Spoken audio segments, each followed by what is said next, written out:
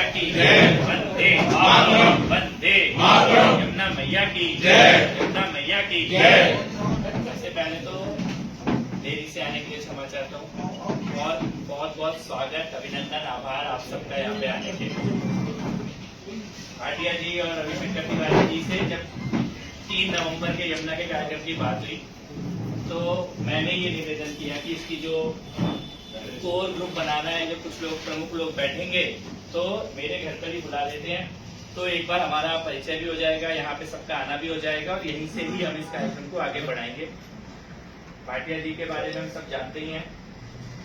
एक परिचय तो अभी वर्तमान का परिचय है जनप्रतिनिधि के तौर पर, लेकिन एक परिचय बहुत लंबा है समाज के हर एक वर्ग से जुड़े होने का, उनकी सहायता करने का। मैंने जो हमारे पाकिस्तान से हिंदू शरणार्थी आए उनके बीच में जाके देखा तो वहां पर भी भाटिया जी ने संभाला हुआ था।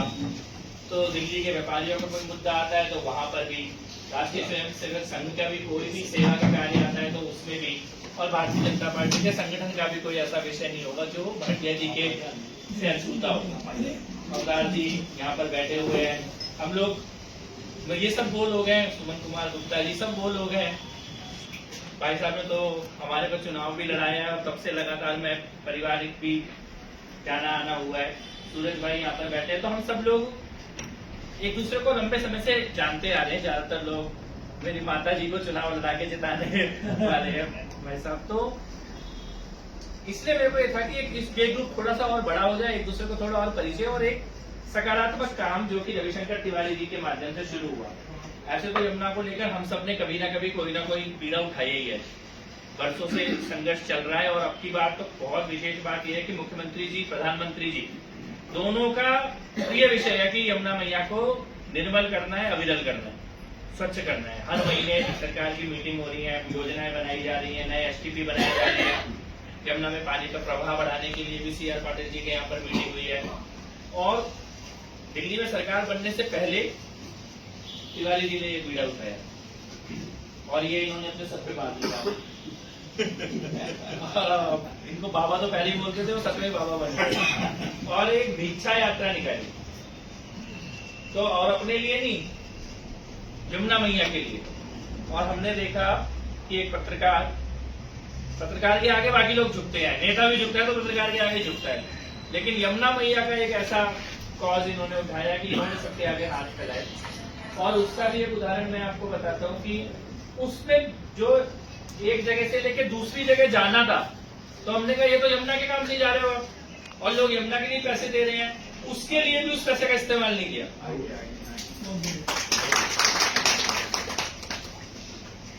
और 1 साल तो यात्रा ही चली है लगभग। 3 नवंबर को शुरू किए थे, 3 नवंबर अब ये 3 नवंबर को 1 साल पूरा होगा। स्कूलों में गए, आश्रमों में गए, संस्थानों में गए, घर घर भी गए हैं।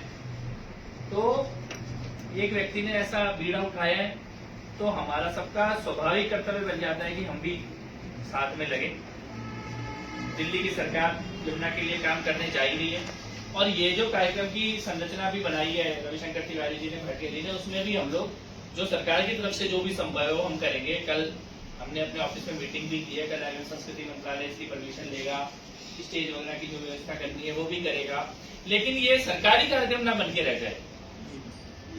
सरकारी कार्यक्रम बन के रह गया तो इसमें से कुछ निकलेगा नहीं।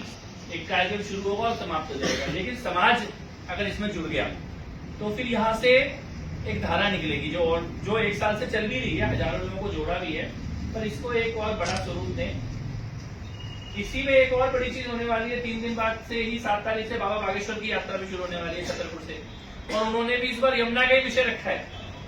छतरपुर से लेके वो बाकी बिहारी जी तक पैदल यात्रा करेंगे 10 दिन की, वो भी यमुना मैया के अविरल निर्मल होने का संकल्प लेकर करेंगे। तो ये सब कुछ मिलके और सरकारों का प्रयास मिलके ईश्वर ने चाहा तो बहुत ही शीघ्र हमें सुंदर मां यमुना का जो स्वरूप हम शास्त्रों में पढ़ते हैं वही स्वरूप हमें दिल्ली में देखने को मिलेगा। मेरा ये निवेदन है सबसे कि रविशंकर तिवारी जी का इसमें पूरा हम साथ दें। एक तो उस दिन उपस्थिति सुनिश्चित करें अपने लोगों की, अपने संगठन के लोगों की, अपने प्रतिष्ठानों के लोगों की, जिनको भी हम ज्यादा से ज्यादा वहां पर बुला सकते हैं। एक तो पहला कि सभी आमंत्रित है और दूसरों को आमंत्रित करने का भी आपसे निवेदन है कि सब लोग वहां पर जरूर पहुंचे।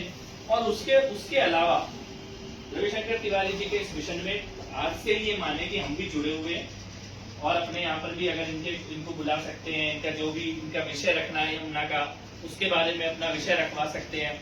कोई लोग संसाधनों से मदद करना चाहते हैं, जैसा जिसके मन में आए।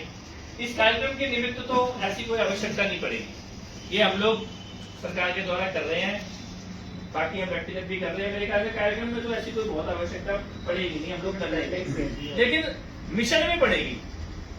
तो वो मिशन के लिए भी कभी अगर मन में आता है, एक तो साधन की पवित्रता, व्यक्ति जो लेके मिशन है उनकी पवित्रता, ये दो चीजों की पवित्रता तो हम दोनों भाई गवाह हैं। और उसके अलावा जो लक्ष्य है वो तो अपने आप में बहुत बड़ा लक्ष्य है। तो यही निवेदन है और बाकी चर्चा हम लोग फिर भोजन पे करेंगे। सुबह की बोलिए अपना